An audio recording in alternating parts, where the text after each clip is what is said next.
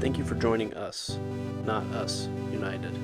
This week, Michael and Nick tackle their fall update watch list. We let you know what shows we've been watching and just discuss the overall overwhelming amount of content that is on TV this fall and how it's pretty unsustainable to keep up with the demand to watch all of these things. So it gives you a good background of what we're up to during the week, the amount of shows that we're trying to watch in order to get you updated on our podcast and which ones actually make the cut.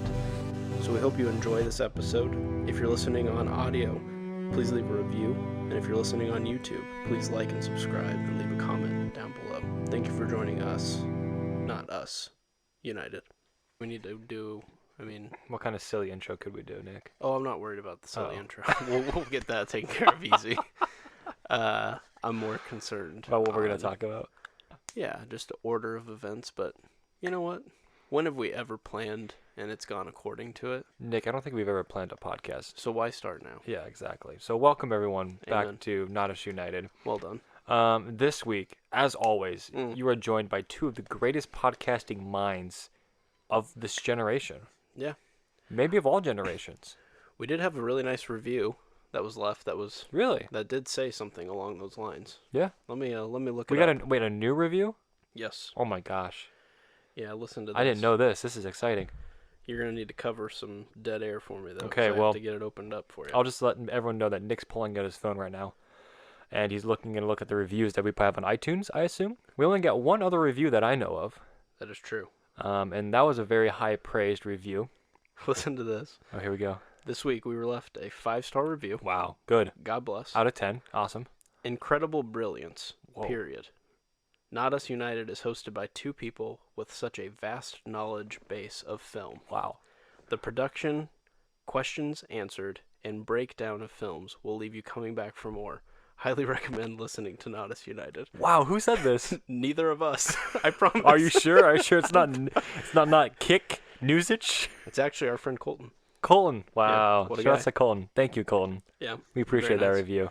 But I was just like, whoa. That's high praise. I will say the people that really care about what we're doing seem to go above anything we've ever asked for. Yeah. Like, we're just like, hey, have you checked it out? And there's like, oh, yeah, and I left you, like, the greatest review of all ever. It's time. like, whoa, wow, thank you. Like, hey, could you, like, take a stab at our logo? How about I make something that looks, like, freaking awesome? Yeah. You know, beautiful art. Yeah, so, It belongs in a museum.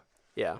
Like, we've already gotten so many compliments. So, Shanna, if you're listening to this from Sprout, you have killed it with our logo. Yeah. Everyone we've talked to has said, that's a great logo. Yes. There's already been questions of whether we're making a second shirt already because of the new logo, and they're wondering if their current one is vintage. You know who you are. Yeah.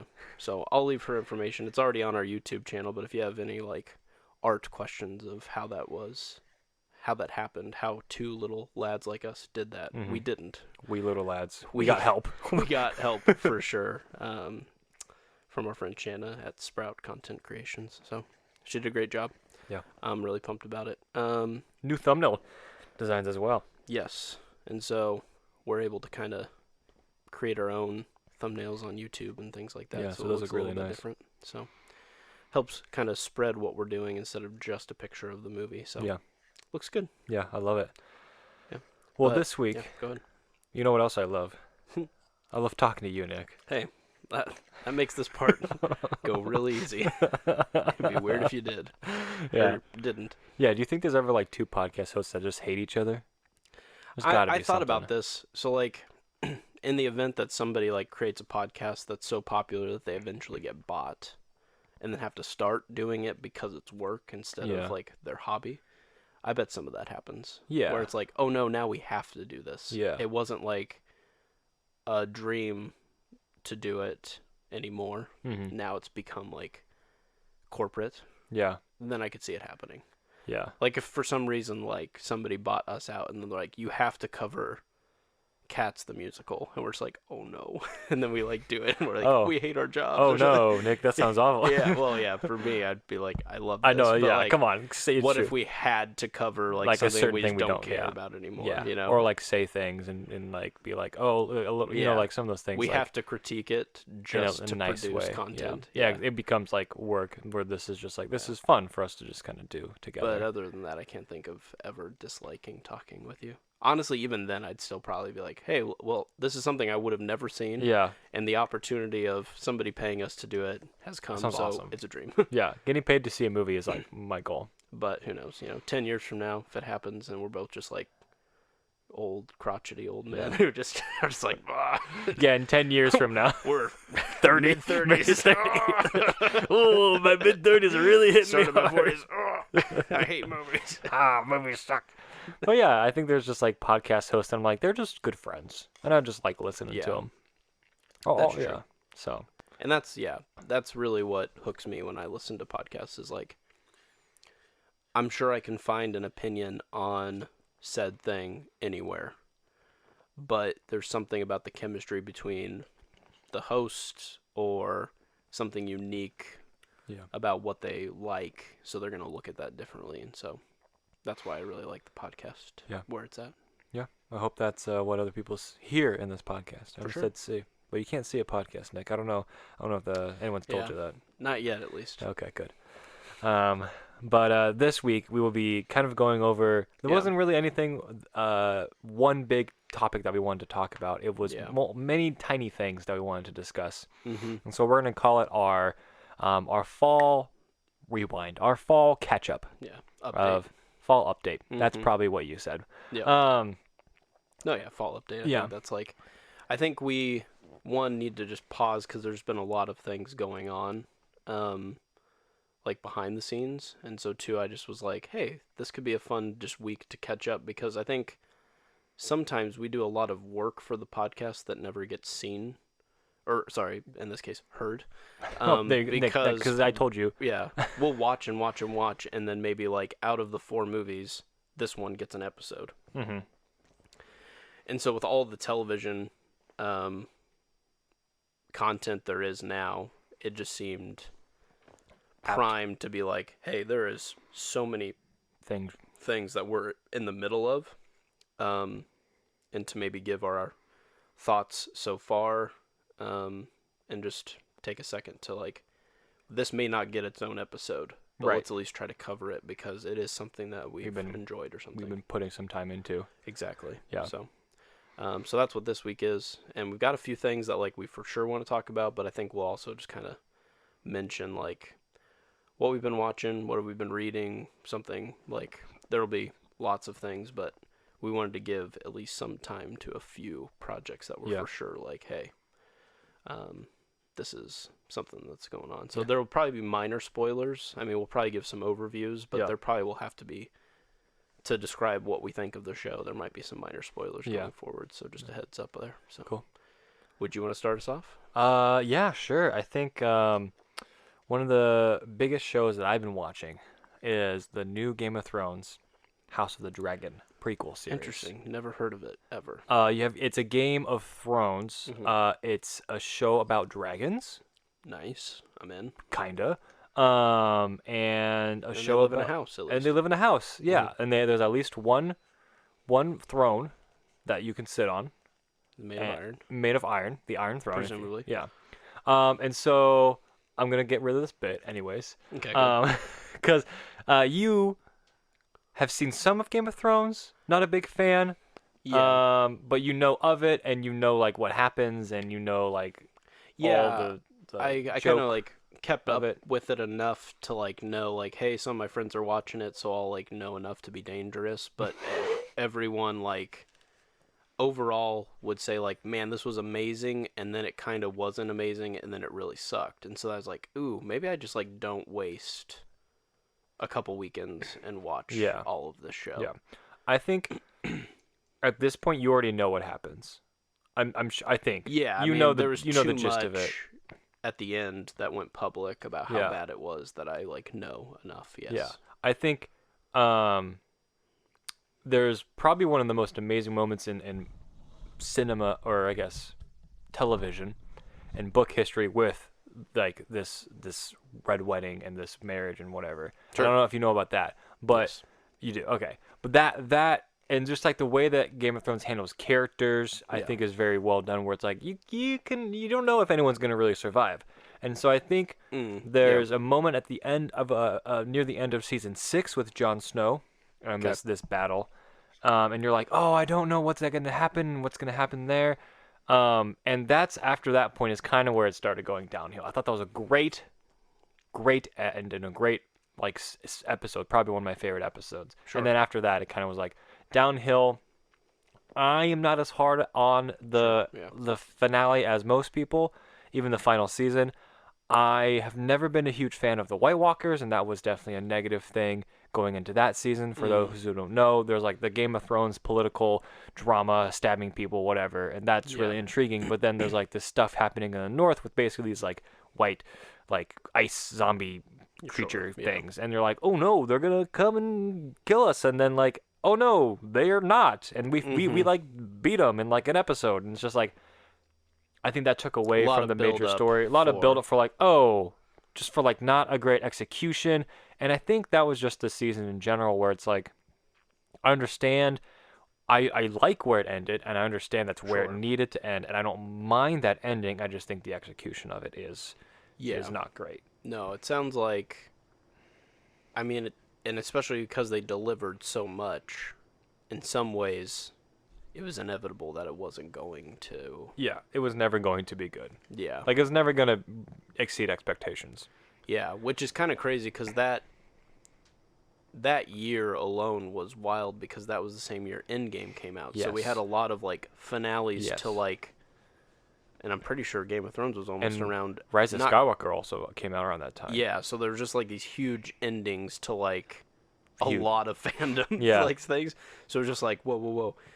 And, yeah, I think it's just easy to, like, compare a lot of those things. But I think part of what sucks about Game of Thrones is that it brought so many people together for so long as, like, weekly viewing that part of it that was just going to suck about the finale was that it was over. Like, it was truly over. And it sounds like, well, that's true. And it sounds like even HBO was like, it doesn't have to be. Yeah. And the creators, or at least the directors at that time or whatever, were like, it should be done. Like, yeah. And so it sounds like there's obviously a lot of other reasons, but regardless. Yeah. And it's been talked about. So. Yeah, it's been talked to death, so we don't have to go through that. But I was lukewarm on the ending. Really still like the show, but heading into House of the Dragons, right? I was like, oh, I don't know. I just already kind of know where it's gonna go. Like, it's a prequel, and I know enough of the history to be like, I think I remember where these things go, and I like read part of the book that it's based off of, but also like watched a bunch of YouTube videos before like the show was even announced, just like going through history of Game of Thrones, and just be like, oh, well, then this person fought this person, and blah blah blah. And it's like, okay, so I kind of know what's going on. So I was just like, I just don't know how they're gonna build in the intrigue that I loved about Game of Thrones, and like how like the twists and the turns and like the betrayals and like the, oh, I really care about this person. And then episode 1 happened, and I was like, dang it, I'm hooked. Yeah, nice. Like, they got me. Cool. They got me. Oh, I'm glad to hear that. And so I really enjoy the characters, and I really was like following them, and surprised at how invested I was in this show. Sick. Like, I was like, wait, I actually love Game of Thrones, because I think the past after season 8 or something it was where it ended. I was like, it was just lukewarm and it left a bad taste in my mouth. I'm like, oh, maybe I don't love this show. And then coming back, I'm like, wait, I actually do like this world, and I know a lot about it, and I like the different houses, and this is all just really, for me, it's just like, oh, it's building lore and like exploring that and finding that out more. And every once in a while, something will happen, be like, oh yeah, wait, no, I totally knew that happened. And just like all of it's coming back up, I'm like, or like a name will come up and be like, oh, I know what's gonna happen with this guy. Oh, sure, yeah. And so, like legends. And yeah, stuff, yeah. But maybe they'll throw some stuff in there. But it also helps that this is the age where there seems to be more dragons than there were before. So that's always a plus. This is kind of the end of the dragons. Sure, but I just mean like comparatively to Game of There Thrones, are where you're like, more wait, than there 3 were dragons yeah. at one point, and then there are some dragons that take a while to become like lethal. Yes. And then this is so to start the just show dragons. like, oh yeah. Oh, there's a we're great dominant episode because we have all of the dragons. Yeah, there's a great moment in episode 2, not super spoilery, but there's like just 2 dragons on like a dragon shows up and then another dragon shows up from the like kind of like starting to argue sides, and it kind of like really escalates things, and you're like, oh, I think the dragons look really good, and they're like different and unique enough. Like one of the guys who's kind of a little like a slimy, his dragon's like really like it was like kind of born defective and like really long and lanky, and so it's kind of like slithery, like kind of like a snake, and he's kind of like a snake in that. And so like they like have different looks where like I think the dragons in Game of Thrones were very like that's the blue one, and that's the red one. Got it. And this is like okay, this is like character almost too. Yeah, like this one's kind of really thin. And there's another one that's like the biggest dragon, and that one's like oh okay, that one's huge. The mega Zorda dragon. And so there's some the dragons look good, the characters are done very well, but it's really interesting because of how many years this spans.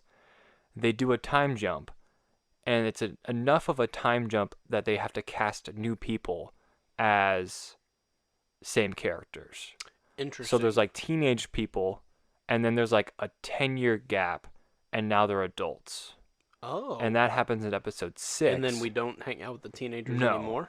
They're done? They're done. They did their story. They did their story. Oh, and so like fascinating. I think that's super important as a story to be like, okay, here's now you understand Truly what's going on. Yeah. And because like I think it's great. I think it's really good. You're like really building like okay the dynamic of all of this. Like okay this house wants to do this, and then they feel like they want to do this, but then it was portrayed by this person. But adding time allows that to age faster in the story, so you don't have to wait for all the like turmoil or stuff to like take place because it already happened, kind of a thing. Yeah, so it's tricky because this whole story of this like kind of this brewing war, takes the course of like 30 years to like, from like beginning of like the stirrings to like it ending, I believe, and there's like different people's lifetimes, and so it's just like there's a jump at the beginning of episode 6 where it's like, whoa, hold on, I don't even know who these people are right now.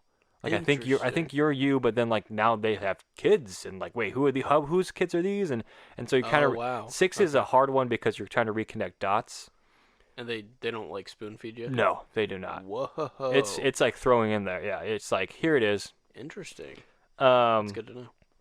But all that being said, I think it does lose some of the momentum that I was really enjoying about it when it switched to new characters, because you're restarting from the beginning. Not saying it's bad, but it was definitely a shock. But overall, I'm on episode 7, I think it is, whatever the latest one was that came out this past Sunday. I'm on that, and I think it's 7, and I'm really enjoying it. I'm enjoying it a lot more than I thought. There's still more to come, right? There's like still more 10? to come. I think there's 10 episodes, and so I'm really into the show. I don't think I'll go back and visit Game of Thrones, but it's hard because I don't want to like watch videos on it or like watch like some of the ones that I watched in the past that go over lore, because it's basically going to spoil this show that I probably know deep in my brain, but I don't want to like tease out. And so my fandom's like, yes, I'm not going to look any of this up. Let's go. Do you think, as a newcomer to either properties, if they've never watched Game of Thrones, is it okay just to jump into House of the Dragon? Yeah. This is like set 100 and something, 70 years before Game of Thrones. And really, there's nothing really connecting it. Okay. Like, House Targaryen is like where some of the major players come from in Game of Thrones. But yeah, it's not like watching those 4 pivotal episodes where they mention something from long ago really helps enhance your viewing. And the best thing about this show is they don't have to worry about the White Walkers. True. There's a brief moment and probably like 2 scenes where like, anyways, here's the prophecy of the prince that was promised, who's gonna save us all, and they throw it in, and I'm like, ooh, but it's not like a huge plot point at all. So this is just like a trimmed down version of Game of Thrones where like we don't have to worry about any of the White Walker stuff. Got it. And I'm like, that's all I wanted. So it's just truly the political intrigue the political with dragons. Sick. So it's good. So you recommend? I would recommend it. And you don't have to watch Game of Thrones to watch it. Beautiful. I don't think so. It's perfect. That also reminds me too that like it's like 2019 in that there was just a lot of things ending. 2022 is a lot of things going back to before the main source material, which makes me want to talk about Rings of Power. Yes. Because it's similar to Game of Thrones in that it's a prequel series in the Lord of the Rings universe. Yep. Clearly not the same amount of time.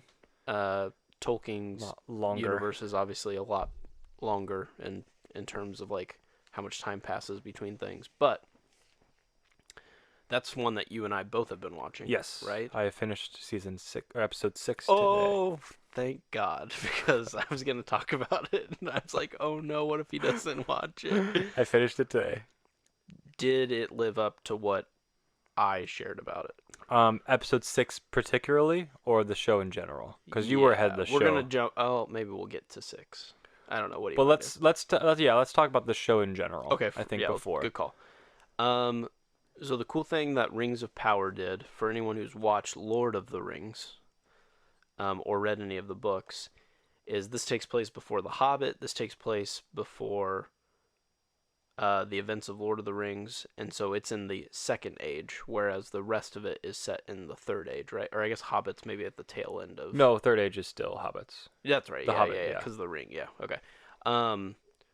So an easy way to think about that is like there's an evil dude that isn't Sauron in Age 1 who gets defeated, and then that brings about... His name's Morgoth. He's still talked about in Age 2.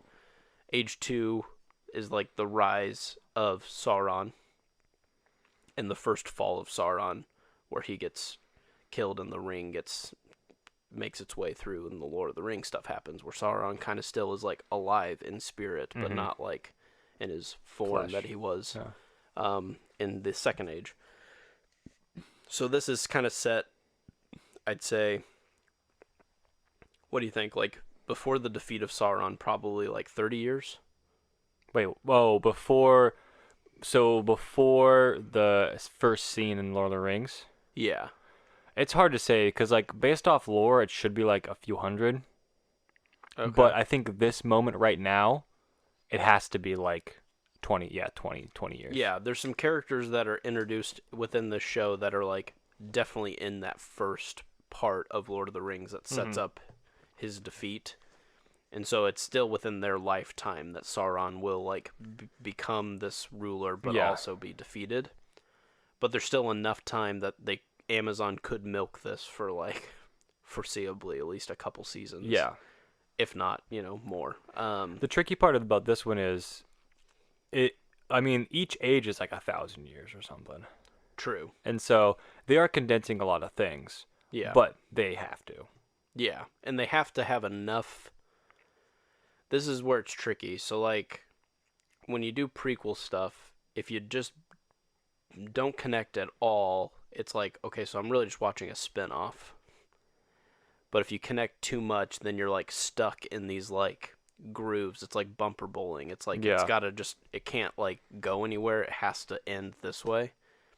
And I feel like right now it has enough connective tissue that if you want to be the Lord of the Rings nerd and be like, oh, this person's going to eventually do this, who's going to eventually do this, it has those people, but it's set early enough that there's still, like, gray area for what they do before then. Yeah. So it's not, like, super stuck. Yeah. And honestly, if the final season ends as that first scene in the movie, I mean, it's going to be sick. Yeah. Regardless. Like, it's going to be dope. That's not end of the first season thing. No. Oh, I'm saying if the show itself ends, I think that's where it's going to. Yeah. Cool, but I still think there's plenty of story to tell, and so, but anyway, that's kind of like a brief, like, what we think of, like, the timeline. But the show itself had a lot of early, like, skepticism because it's like, okay, you only picked, like, an IP that has 3 of the greatest films made of all time. based on a story that's one of the best of all time. Yeah. Good luck. Yeah. Like, try to catch the magic of that. Luckily, it's Amazon who's like, okay, well, how Poured much $1 money do you billion need? We'll into put it. all Yeah. of the money that we can, Yeah. into this. And I think it's paying off. I told Michael this earlier, but it's like, it's full of characters that I probably don't care about as much as I did in Lord of the Rings. But I also need to understand that the medium is different. Like, the movie, like, is fast in some sense. Not, I mean, if you actually watch Lord of the Rings, it's quite slow because it's 3 hours long per movie. But, like, you're, like, rushed into, like, loving a lot of the characters because the scenes that they have to be impactful, or it's just wasted. It's just going to be on the cutting room floor. A TV has to breathe a little bit, like a TV series. And so you're spending more hours with these characters, but you're spending a lot more time with more characters. Yeah. And so that doesn't bother me, but it does seem to bother people. It's like, well, where's the next Legolas? Where's the next Gimli? It's like, well, I think you picked the wrong show because this is very much the more, honestly, it kind of compares more to like Game of Thrones in that it's almost like political. There is some political intrigue. Yeah, there was like, there's definitely a character in like the Numenor setting where I'm like, you're playing the political game, and I like that. Yeah, and there's still ties to like some of the races not overly like trusting one another, like especially the elves and the dwarves is still kind of playing out a little bit. There's like this cool alliance, but it's not like been super cultivated recently, so there's some stuff there. But there's still plenty of like action, and especially when you get to episode 6, they finally are just like, okay, here it is. We're not even doing other storylines. We're just gonna do the action part of this one. You know, like let's just get it. And so I think it's doing a good job of like still telling a grand story, but there will still be like a random 20-minute battle scene, and that's exactly what Lord of the Rings was. Yeah. It was like set up some lovely moments with characters, a slow beat, and then an all-out war for some reason, and then a slow beat, and then a setup for the next movie. Yeah. Okay, well the show's basically the same thing. It's just told through a 6-hour. Well, no, in this case it's probably like 8 to 10 hours, depending on how many episodes come out, but spread out that way, and I think it feels fine. So I'm actually pretty pumped about it. I think I genuinely love this show, and that's like surprising for me because I was definitely skeptical of it. Yeah. And I think visually, from some of the trailers, I was like, this just looks too shiny, too polished, too fake. And watching House of the Dragon, and then a week later watching the first Lord of the Rings, and only about like 20-30 minutes of Lord of the Rings, I was like, I gotta go back to House of the Dragon, man. This was doing it for me way more. Yeah. And then like watching all of House of the Dragon, and then now coming to watching all of Rings of Power back to back, I'm like, oh, they're just like, they are very different. And I like both of them equally. And I love this kind of like, I think the show does capture the scale and the grandiosity and the epicness of Lord of the Rings, but also in like those quiet moments. And it is like this epic where it's like these huge like civilizations, and then like the tiny half-foots, and then like these I think the characters aren't as striking to me. Sure. But I think visually it is very pretty. And I think there's some real sets in there that I think are like, wow, they really spent the time to build this. And I think I love the armor designs. I love the character, like the outfits. The costume design is great. Yeah, for sure. And I think this show looks great. Action, as we talked about in episode 6, got really good. Yeah. And I think the lore building and the things that I'm like, okay, yeah, I kind of knew this stuff, but I'm learning more about that. I think it's great. I really like it. Yeah. I think as a guy who like watched Lord of the Rings, loves them, not like super nerd out, like I know all of the ins and outs about it, I still genuinely like got surprised when some of the things went down that happened, especially in episode 6. I was like, oh, I wonder all the orcs are building. I don't know.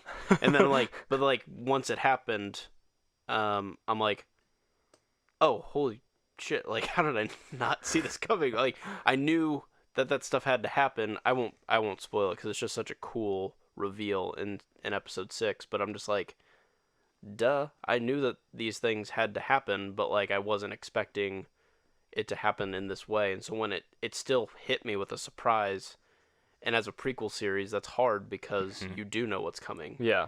You might not know when, but you know that it's coming. And so that's always the hard part as storytellers, especially with prequels, is how do you keep the fans, like, guessing, and how do you keep some of these reveals a surprise? Mm-hmm. You know, like, who is Sauron? Like, there was kind of a general that seemed like it could be. Like, maybe this is our leader. Not Sauron, or like, yeah, and like, how do you keep all these reveals without just pissing us off either? Like, quit putting the carrot in front of us without like revealing stuff. And I feel like they've just done a good job of like adequately giving us stuff. But I will say too, the thing that I did like about how shiny it was, kind of towards the beginning, was it did kind of give you this sense of like, hey, like, Sauron's, like, reached the point where he's, like, a myth. Like, some people just don't even believe he exists anymore. Mm. And something that would help you believe that is if you just didn't have any, like, visual of evil existing anywhere. And so, like, I felt like it was just a very untouched, like, things have regrown and things are good again. That, like, the only time you know that there's evil is, like, they find, like, a fortress in the ice. Yeah. Thing. You're like, oh, okay, so there's, like, a remnant. Mm-hmm. But there's no, like, muddy, just gross orcs just rocking it somewhere, you know, like. So I just feel like it almost gives you hope of like, oh, this doesn't remind me of like how practical and gross like some of the scenes in Lord of the Rings are. And it's like, well, at that point they're everywhere, you know. Yeah. And so we get a sense of like this hopeful, it almost has like caused people to like go to sleep to the myths of like, I think we're fine, fair. you know. So it kind of did have to look good. Yeah, because I honestly think the first 30 minutes not great. I did not enjoy them, and then the rest of it, I'm like, okay, wait, now it feels like it's its own idea, it's its own thing. Like before, it's like, Lord of the Rings is here, isn't it? But now it's like this feels different enough that it is a same feel, but it is a new story. Mm-hmm. And you mentioned the orcs. I think the orcs look fantastic. Oh, they're sick. And they kept practical. I'm so happy they did. Yeah. So happy. Yeah, it looks very true to like what we're used to. Mm-hmm. And the other thing too is that other people wanted to make a Lord of the Rings TV show, and so HBO came forward with an offer and like a story, and I think Netflix did too, and Amazon won out. And so what we're witnessing is there were 3 stories that could have been told, and this was the one that won out. And so that kind of gives me hope that like whatever they pitched made a lot more sense than what other people did. And That's true. I'm typically not the guy who's like pro prequel, because I just feel like you know what's gonna happen. Yeah. Or if you're like even in like the Star Wars sense, like a prequel, like an Andor, which is a character from a prequel movie. Right. And it's a prequel series of him, you know? So it's just like, it just scares me because it's just like, man, I cannot think of a more of a corner you have written yourself into. But sometimes it totally pays off. Apparently it's great. Yeah, because there's like a mind to or story-wise. That's a little Lord of the Rings reference for you. And so, yeah, I'm genuinely like surprised with how, and it just feels good to be like doing Lord of the Rings stuff again. Yeah, you know, I like, love it. There's something about like, I think everyone, maybe this is a bold statement, but I think everyone who's like ever had like a Thanksgiving has probably had like TNT on in the background, and like it's been Lord of the Rings. Oh, you know what I mean? Like I was thinking TNT. No, sorry. Like TNT has the rights to Lord of the Rings. It's just like a 6-hour viewing because like TNT has 20 minutes of commercial and then 20 minutes of movie. Yeah, and you just like watch Lord of the Rings for like 6 hours and hours and hours, and you've probably just watched at least a 30-minute segment of it. Like, I just think overall, these movies were elevated beyond just fantasy. It became like universal fantasy that everyone kind of like enjoyed. It's the fantasy. I feel like you can go up to somebody and be like, "Have you heard of Lord of the Rings?" And I feel like they've got to say at least, "Yes, I've heard of it." I don't know of anyone who hasn't heard of Lord of the Rings. Maybe they haven't seen it, but they have heard of it. And so I think it was a great IP to jump into because, ironically, like the movies were so good that it kind of was like untouched, except for The Hobbit, which is like the only other story you could really tell, and they didn't kill it. And so I think it kind of felt like, do we even really try? Right. And I felt like they've done a good job. Yeah, I would recommend. Yeah, definitely. I would also recommend as a huge Lord of the Rings fan. Yep. With The Hobbit leaving a bad taste in my mouth. Yeah. Again, skeptical of this, but it's been really, really nice. Exactly. Yeah. Parts of The Hobbit good, but we don't need to get into that. Okay. Was there any other ones that you wanted to tee up? Because your boy's been watching some content. Yeah, your boy's been watching. I think there's just we can go back and forth. I got probably two more I could say something about. But the only one I would say I've seen the most of is the new Cobra Kai. Oh, nice. Have you seen Cobra Kai? So that is my the one that got away, if you will. Nick. The series that got announced, I'm like, I've never seen more of a failure of an idea in my entire life. And then people are like, dude, it's rocked. Yeah. And I'm like, eh. And then season 2 came out and they're like, dude, it rocks. And I'm like, eh. And then season 3 came out and I'm like, damn, this thing's still going?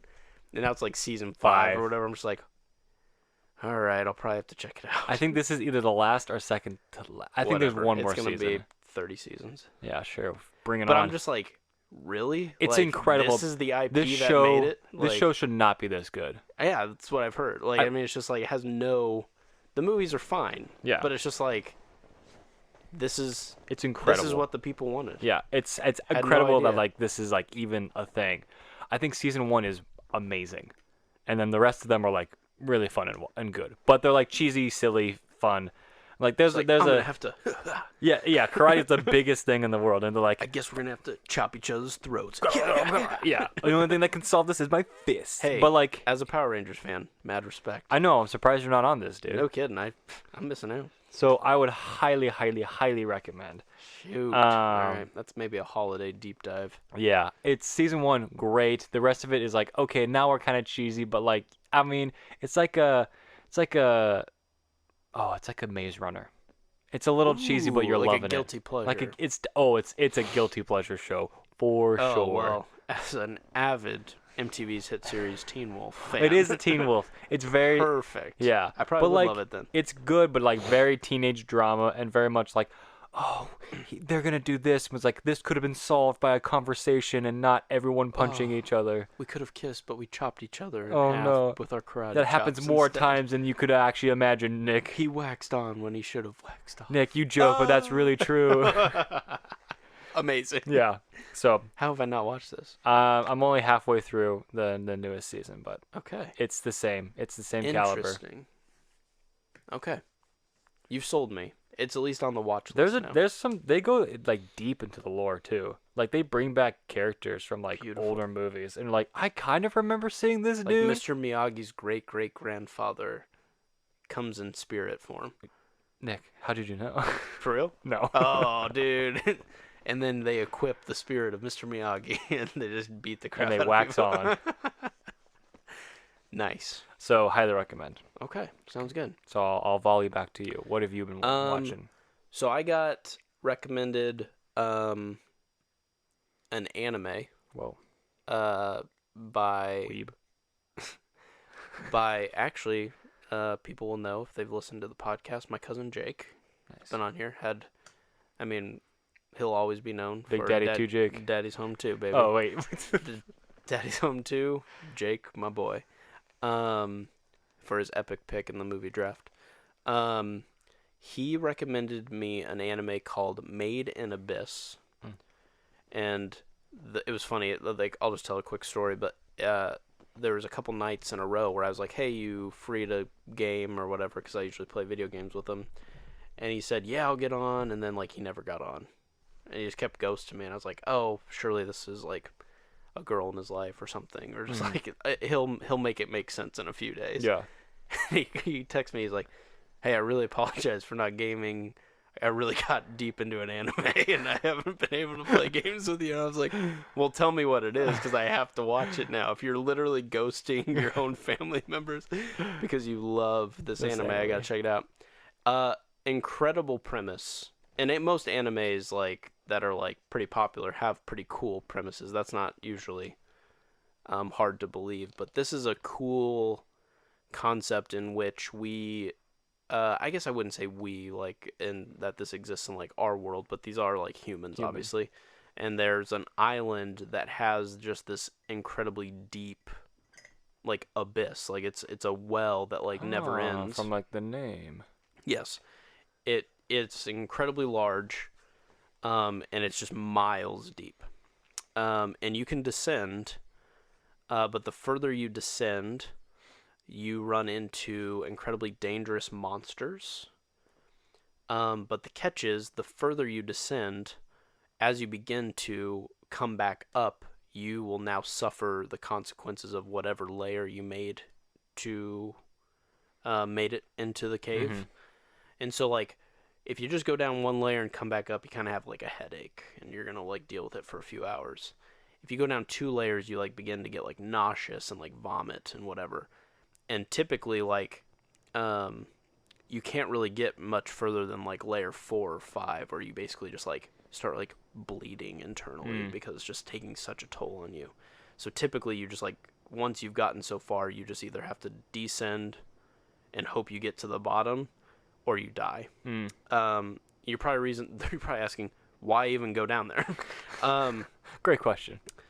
As people have explored, they've found trinkets and relics and items that have all had like it been imbued with like supernatural stuff.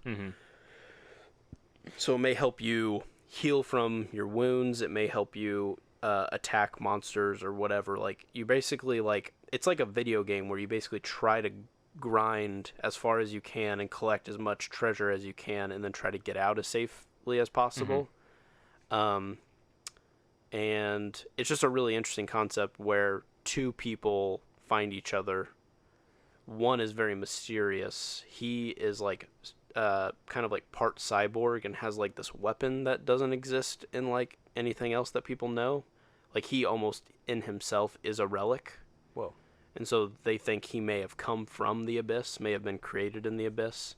And so he and another character basically descend to try to find her. Her story is that she lost her mother, who was a like huge explorer, and she thinks she might have like made it to the bottom, but doesn't know for sure because she never came back up.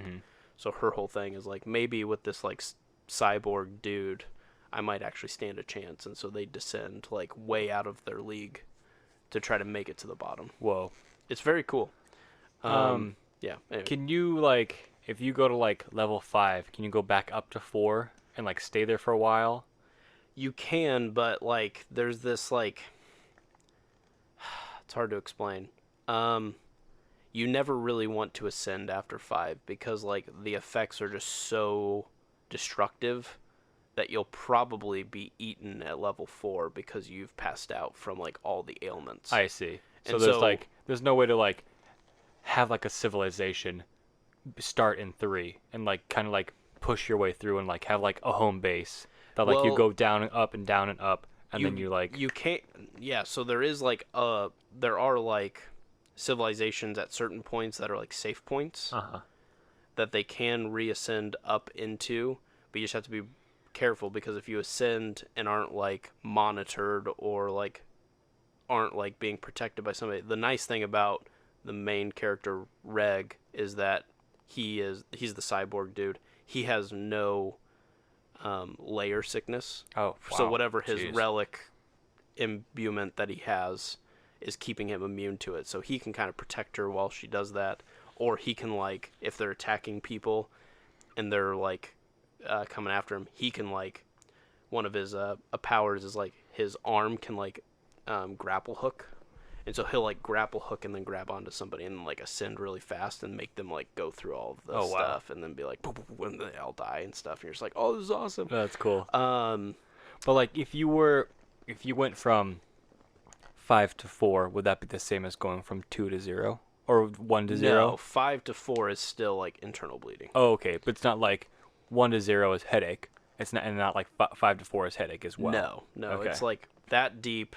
It's almost like any level you'll go up. Yeah, it's almost like scuba diving. Like as you go up, that much pressure is on your lungs, kind of a thing. Like it's that sort of. And so it's an interesting concept.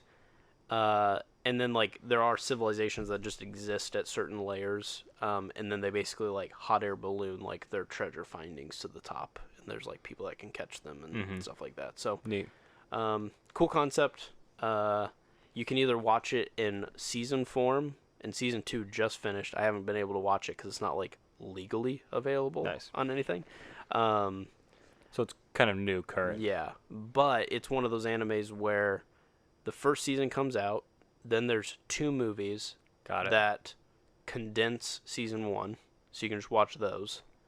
Then there's an epilogue movie to season 1 that has to be watched in order to know what's going on in season 2. Got it. And so it's kind of tricky. Like weird kind of watch orders. It changes medium. Yeah. So it's like you can either watch both movies and then the third movie, or you can watch all of season 1 and then the movie, and then go into season 2. Got it. But anyway, I just thought I'm typically not watching lots of those, but I wait until somebody's like, hey, this is it, and then I jump in, and I usually love it. So you're finished and you're caught up? I am all but season 2. Okay. And I for sure recommend. Yeah, it's such a cool concept, especially for like any video game fans. Typically, those fandoms can kind of cross a little bit, but this is very like, this feels very video game-y theme. So I would recommend. Nice. Okay. Right on. Yeah. Back to you. The last one I can actually probably talk about just for a little bit is the newest season of Survivor has come out. Oh, jeez. And you know your boy's now a Survivor fan. Sure. And basically everyone's stuck on an island and they have to vote each other off, and that's basically what's happening. So it's great. Yeah, I don't know if Survivor like deserves like, do we talk about it for a while? Like, wow, this season really, they just survived well. They just really survived. No, there's way more to it, Nick. You don't get it. Because you could talk about like how someone got voted off, or you could talk about like strategy and games. But like for me, just being like a non-sports, just like, hey, there's new people. The first person got voted off. I don't really know who they were. Typically, it's hard. It's hard in the first few episodes to really be like, I like this character. Yeah, you're just feeling it out. Yeah. Fair enough. So big Survivor.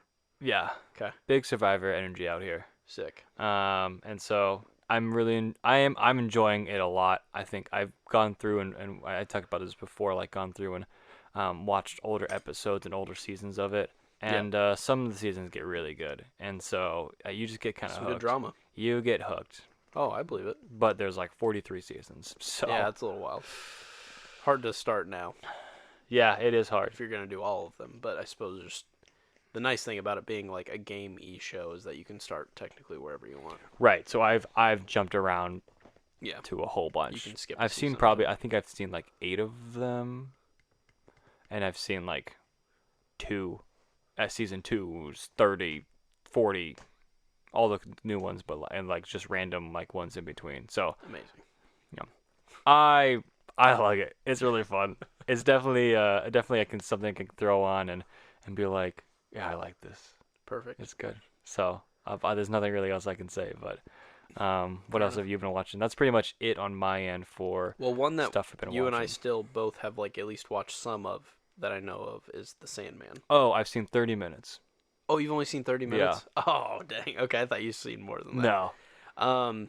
That's a cool concept. Yeah. Maybe we'll just leave it at that, because neither of us have finished it, but I guess we haven't finished some of the other shows. You're far more finished than I am. Yes. You're like one away. Graphic novel turned audiobook turned TV show, The Sandman. Mm-hmm. Premise is that the god of sleep, Sandman himself, gets taken prisoner, and it wreaks havoc because he's obviously the guy who puts people to sleep and gives them dreams, and so when that doesn't happen, people either stay asleep forever, or they wake up, or they can't sleep. It just kind of wreaks havoc on the population. So it's kind of interesting. It's also a weird show in that it kind of combines mythologies. It doesn't just go with like, oh, the Greek gods or the whatever, like, there's Satan, but then there's Sandman, but then there's Cain and Abel. So there's like a lot of biblical stuff, but then there's like weird gods and stuff. So it's an interesting show, but that one's almost like just discover it. Like I don't really want to dive into that. When the other ones are kind of based off of other IPs, you kind of want to like talk about why this one instead of that one. The Sandman's completely unique, so I think just dive into that one. But you're like, you've seen the whole season, and then there's like 2 extra episodes that came out? I've seen almost the whole first season. Okay. I'm like on 7 or so. Okay. I kind of took a break because other stuff was coming out, and I felt like some of them were so unique that I kind of needed to like experience them like one at a time, because it is almost like it's a overarching same arc, but there's like almost like an anthology part to it, in that there's like, this is the episode about this realm, and this is the episode. So it just kind of felt a little like a lot to soak in. But yeah, not for kids, but solid. Yeah, cool. The 2 other shows that I've really dived deep into, one's a documentary called Welcome to Wrexham, which is on Hulu. Ryan Reynolds, the actor, celebrity, and Rob McElhenney, same actor. The actor, celebrity. Ryan Reynolds would be known for like Deadpool, The Proposal, being Ryan Reynolds, Just Friends, a good old movie of his. And then Rob McElhenney is mostly known for Always Sunny in Philadelphia, but then is also doing that new show on Apple TV called Mythic Quest, which is also pretty good. Yeah.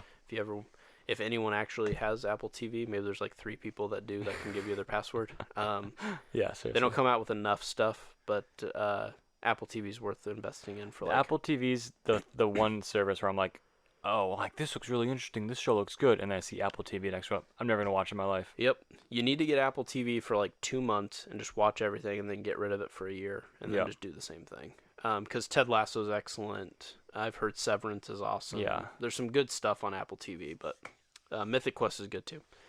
I just luckily have like timed it with like a free trial or something. Yeah.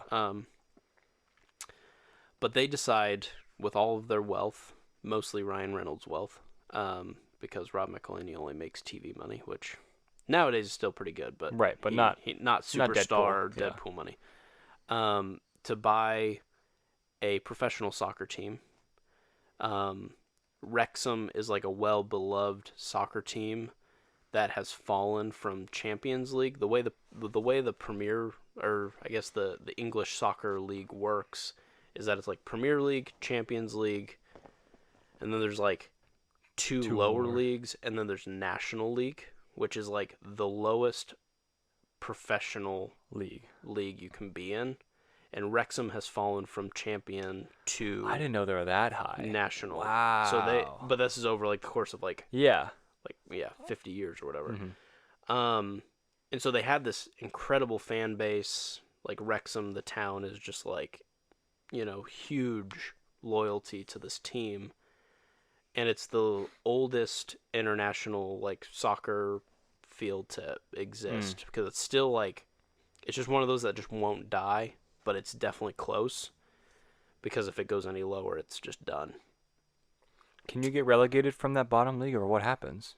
Oh, I'm sure you can. Yeah, you get relegated, and then you're like going down to the semi-professional, where it's like you're barely Joe the plumber who just happens to play soccer on the weekends is the goalie. Yeah. And so they're very close.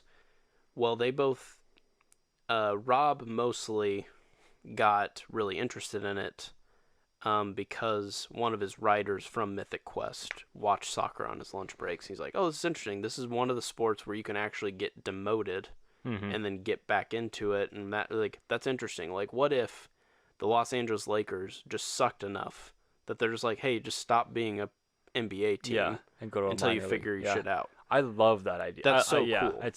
And so Michael and I have both gotten into Premier League soccer this year a lot, and it's actually really interesting because it just feels like there's so much more at stake. Mm-hmm. So when you like draw a game instead of win, that could have repercussions on like so much. Yeah. Whereas when you watch the MLB and there's 180 games, you can see a guy who goes, I'm not going to give my effort this game because there's 180 games. Yeah. And guess what? We're still going to be professionals at the end of this. Okay, well, that's not very interesting. Right. I get why soccer isn't like super popular in America because you could also go 0-0, 0-0, and like Nothing happens, and that's a game. But yeah. But it's still fascinating in that like you can lose your entire team because you don't play well. And so they buy this team and are trying to get it promoted. And just the trials that come from that. It's just interesting because these two guys didn't have to do it. And they also know that like just buying a team doesn't mean fix anything, it. Yeah.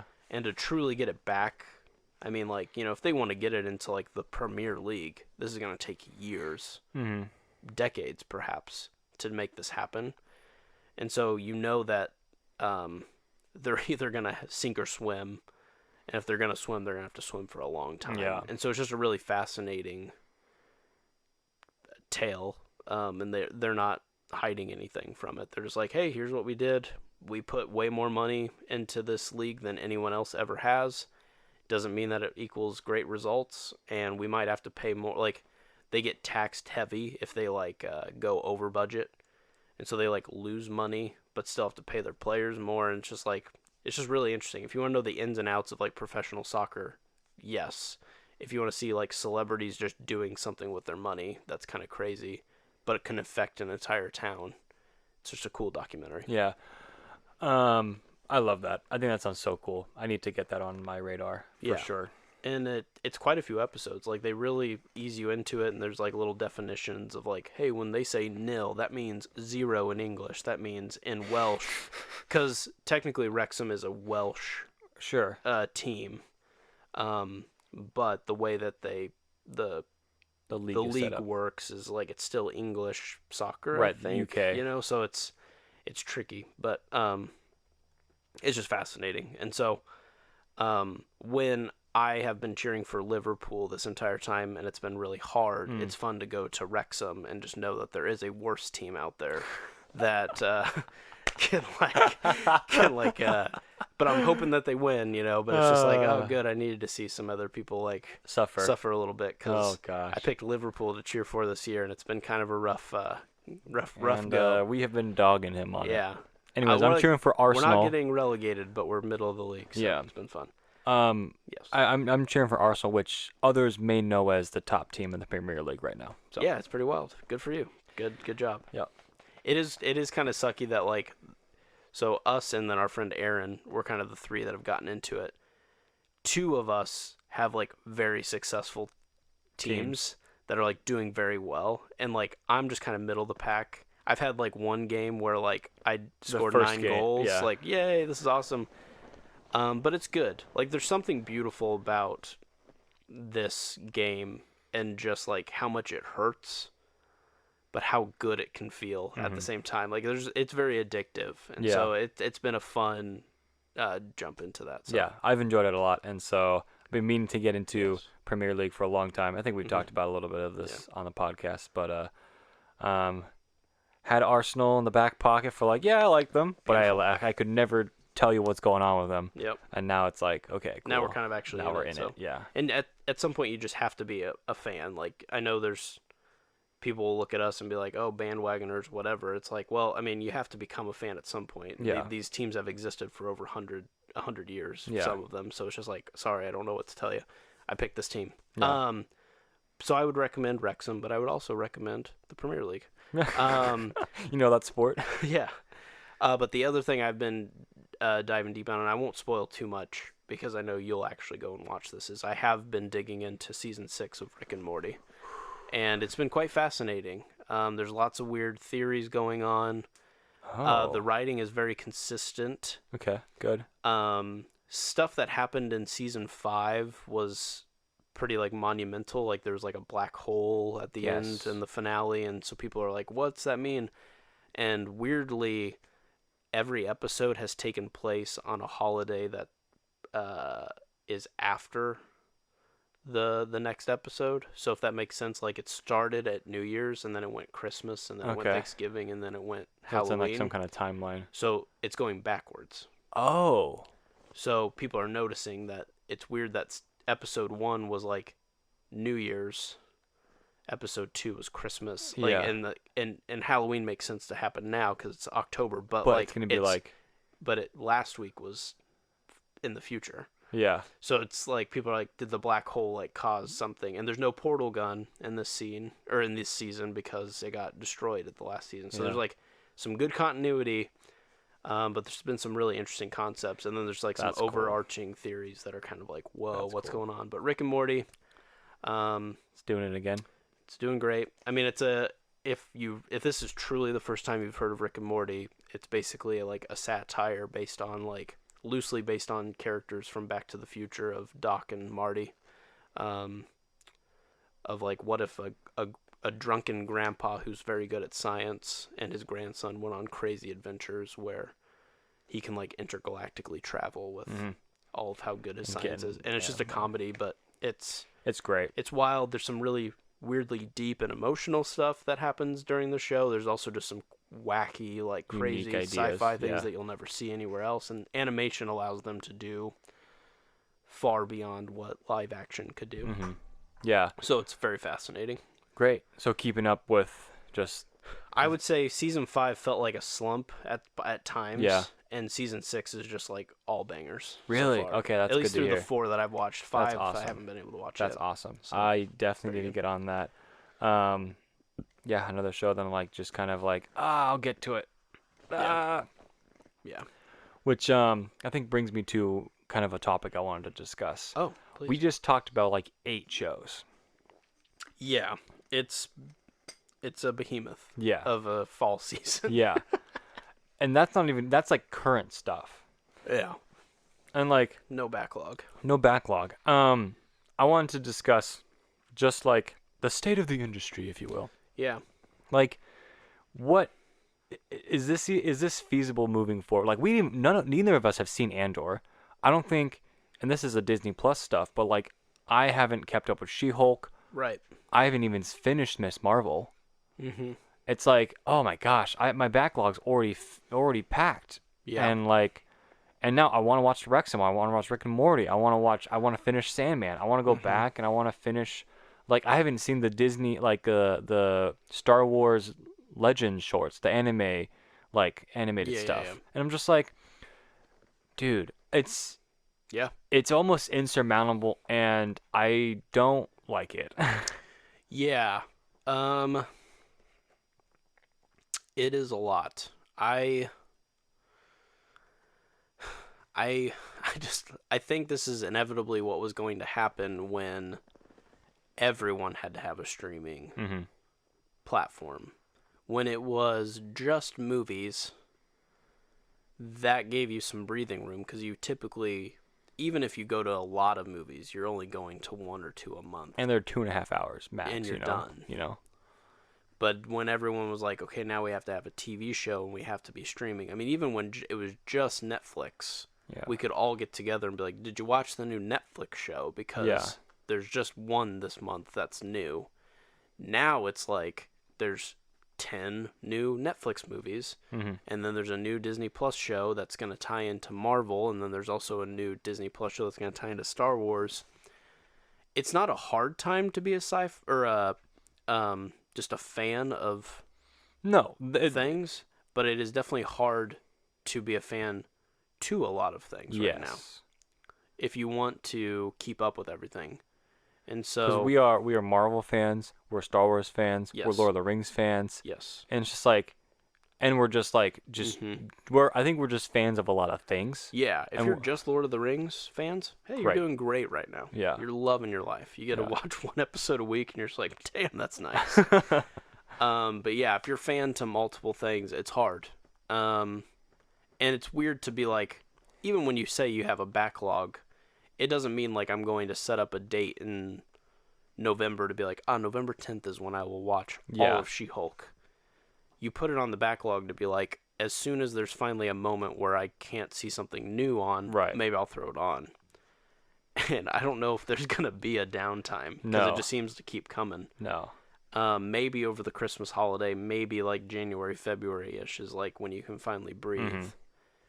The question is it all essential viewing?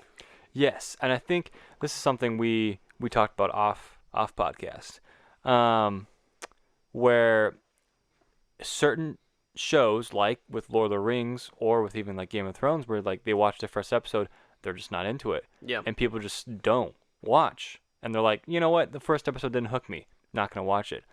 That's not how TV has worked for the past forever. Correct. Like, because you're like, really take, like, honestly, my opinion's always been like, you need a season to really like get the flow of everything. Mm-hmm. And like, it makes sense that people are like, well, wasn't hooked by the first episode. I'm not going to watch it because there's a billion other things I could watch. Yep. And that's really hard to to produce in that environment of like, okay, we have to grab them at episode 1 or release like the first 3, like the Disney Plus kind of does, where it's like, okay, you watch the first 3 and here's like a taste, and then there's a good cliffhanger at the end of the 3, and you'll come back for the next few weeks. That's just like, it's tricky. Yeah, and it's hard too to be a fan that wants to talk about it, because the discourse now is, if you want to get online about it, you have to watch it live, because there's no reason no one's going to talk to you about it 3 days from when it comes out. They're going to talk about it 20 minutes after the episode drops. So that like, you either have to be a live viewer so that you can experience it with other people, or you have to find the only show that your other friends are going to watch. And if they're also choosing to be like, hey, it's just a lot, it's just hard. Like, you're almost like watching to be like, well, this is the one show that I'm still interested in, even though no one else is. Yeah. I gotta watch it. We talked about 8 shows, one of which both of us has seen and is current. Yeah. And luckily I'm a stay-at-home dad. Yeah. So, like, part of my job is, like, I can hang out with Darcy and watch TV, which not everyone can do. So, like, for the podcast, yay. But, like, if I was also just working, like, 8 to 5 or whatever, then this would definitely be a lot harder. I probably would have said, like, 3 less things. Sure. Because I would have had to have basically, like, watched from, like, 8 to 10, 5 nights a week to finally catch up on said thing. Right. But having the things on in the background is a thing that I have the luxury of doing that not everybody does. Sure. And so I understand that. But it is hard when you're like, hey, I experienced this cool thing, somebody else should watch it. And they're just like, I don't know, man. You just told me one of 20 things that I'm kind of interested in. Sell me on it. And it's like, I don't remember a time where we had to sell people on, like, shows anymore. Yeah. Like, this is an actual thing. Like, hey, watch Friends. Okay, it's the only thing on at 7. Time has finally become, like, a currency. Yeah. In like, entertainment, which has, like, never been a thing before. It's like, hey, you want to go see that one movie? Because we have a month to go see it. Sure, I'll go see that movie. Now it's like, hey, do you want to see this one movie before it gets spoiled for me online? Yeah. Or, like, do you want to start watching this television show so we can talk about it for 5 to 10 minutes, and then if it goes away, like, it's just, whoa. That's the other thing, like, as soon as Rings of Power is done, in like 4 weeks or something, the conversation of it is going to be over. Yeah. Well, yeah. Do you want to ride the high while it's high? At least some of these shows, are going to continue. That's fair. And are safe. Yeah. And as long as you're kind of staying away from certain areas of the internet, you're fine. I'd say more Sandman is where it's like, if you don't catch it while it's hot, it's over. Correct. Like, since I stopped at 7, it's been hard for me to go back because of all the other things that have come out. Yeah. Now I've kind of forgotten about Sandman. And that is the hard part. That's why some of this weekly viewing stuff has actually kind of changed the game a little bit, because you can't just consume and then be done. You can actually kind of let it, like, oh no, I missed Rings of Power this week. That's okay, because there's still more episodes, so I can watch 2 of them next week, and we'll be fine. That's why I'm a huge, huge fan of the weekly. Yeah. I love the weekly. I used to be, like, predominantly like, no, give me the binge model, so we can just get this thing over with. Like, because some of it is so fillery. you know, especially with some of those early Disney Plus shows where you're just like, oh no, you made a television show that really just could have been a 2.5 hour movie, but you made it a 6 hour show where the first 3 episodes do absolutely nothing. Yeah. Don't do the weekly. Yeah. But now I'm kind of like begging for it. Yeah. Like Rings of Power, we're gonna be able to like check in with each other and be like, hey, what'd you think? Yeah. See, episode 6 is pretty tight. We wouldn't have an episode 6 conversation. We'd say like, oh, dude, in the middle of the season, it kind of had that cool moment. What'd you think of the finale? Yeah. You know what I mean? Exactly. It's all about the beginning and the end. But now we can be like, dude, episode 6, or like 4 when that reveal happened. Dude, nice. Yeah. Like, so there is some like, it's better for conversation. Definitely. Yeah. But there's so many conversations happening. Right. Because there's so much content where it's just like, man, what did you choose to watch today? Yeah, exactly. So I'm with you. I don't know. It's going to be tricky. And our podcast can only do so much. I know. So that's why this episode was perfect, because I do think we cast a wide net to basically be like, hey, we're doing God's work for you. To be like, hey, check out this show. But like, if we didn't do an episode like this, you wouldn't know that like we actually watched 8 shows and none of them are actually going to get an episode because this new movie came out instead. So it's hard. Yeah. And we aren't even like current on everything. There's a tons of stuff that like I've been missing. Yeah, and I need to prioritize Marvel because I do want to experience that as a whole. I just know with like movie breaks, I see it as like, oh, I can still kind of I can let it breathe for a second. But if I let this go on for too long, it's going to be too much of a backlog fast. Yeah. You know? Yeah, I think I'm reaching that point where I'm now 2 shows behind on Marvel, and I'm like, tough. I don't think I could get to 3. You know? I think you just have to watch tricky. one and just make sure like you get through it, and then I think it's easy to keep going. Yeah. I think if you try to look at it as like, oh no, can't get to 3, it's going to be hard to be motivated. So it'll be fine. Because what's next after She-Hulk? It's Black Panther in like 6 weeks. Okay, that gives us a lot of time. So we still got some time. Because She-Hulk was basically done, right? That was like maybe 1 episode? It's still going, but I don't know how many episodes there are. Okay. So we'll be fine. It'll be fine. But before we end this episode, I do want to plug another thing that's coming for you and I. Yeah. And the podcast. Yeah. A cool thing that we get to do. Yeah. We are going to attend a premiere of a film. Never, ever did we ever think, ever, that Not Us United would make it to a film premiere.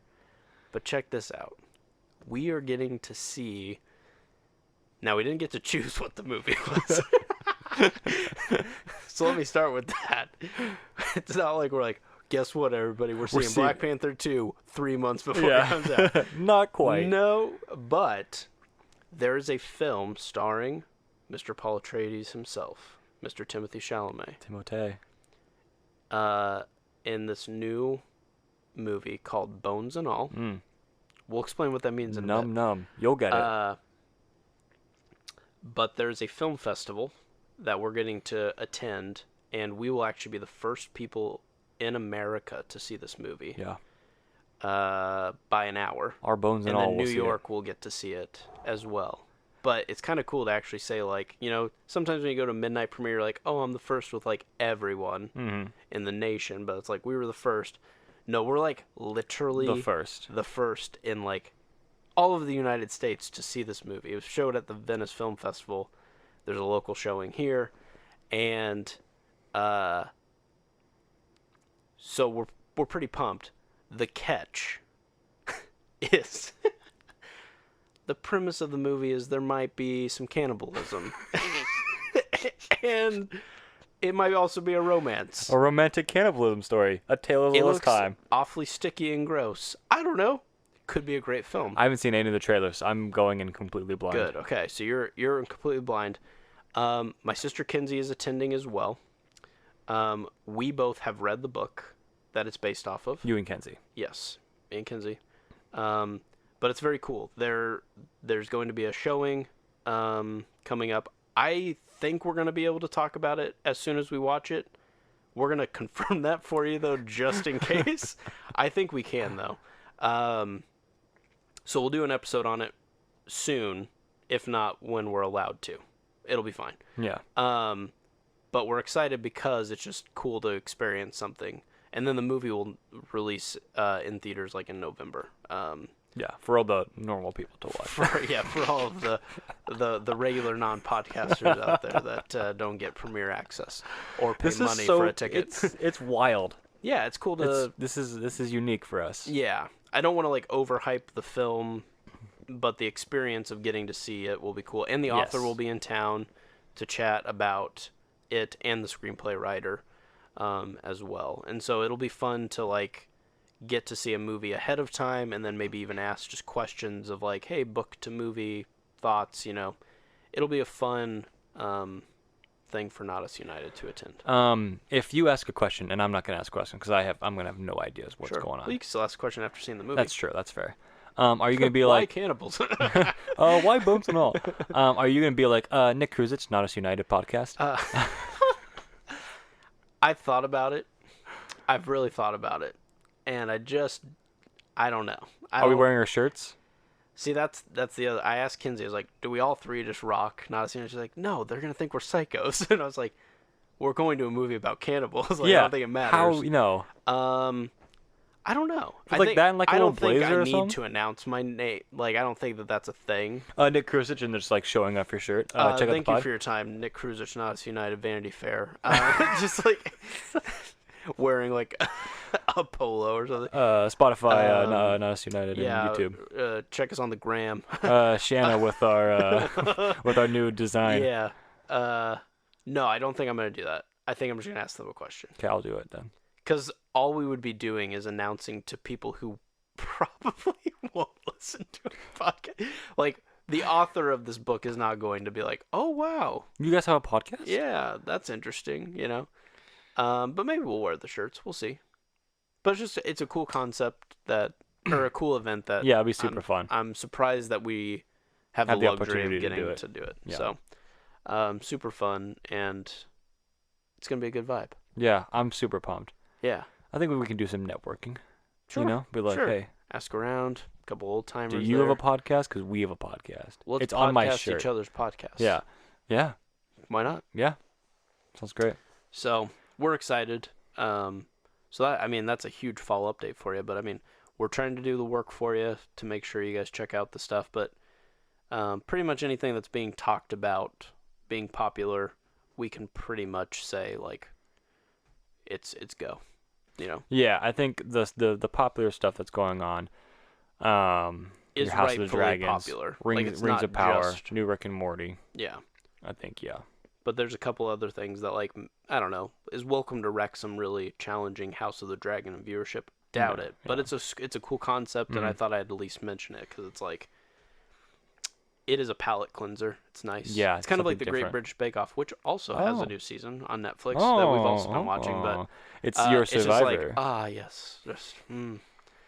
This is the last episode they made. It's a German sandwich cake called a Sturgenstatte. Sturgenstatte. Which is like a savory bread Delicious. cake, but it looks like a cake, but it's really just like bread.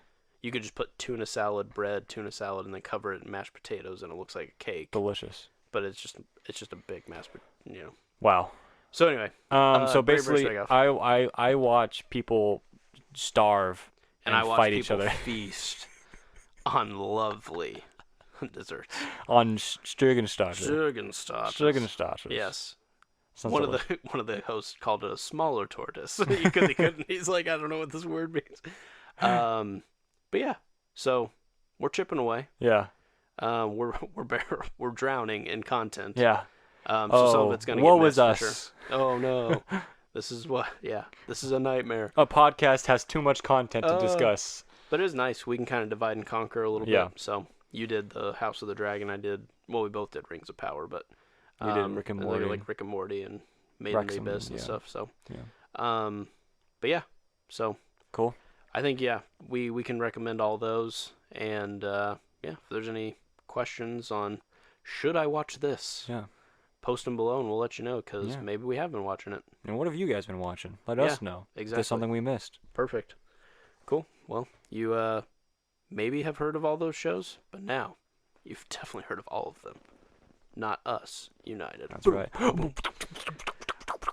a good night, everybody. Yeah. You've just listened to Not Us United. You can find us under Not Us United on Spotify, iTunes, and YouTube. Please leave us a review and consider subscribing to our podcast. You can reach out for future podcast topic suggestions at notusunitedpod@gmail.com.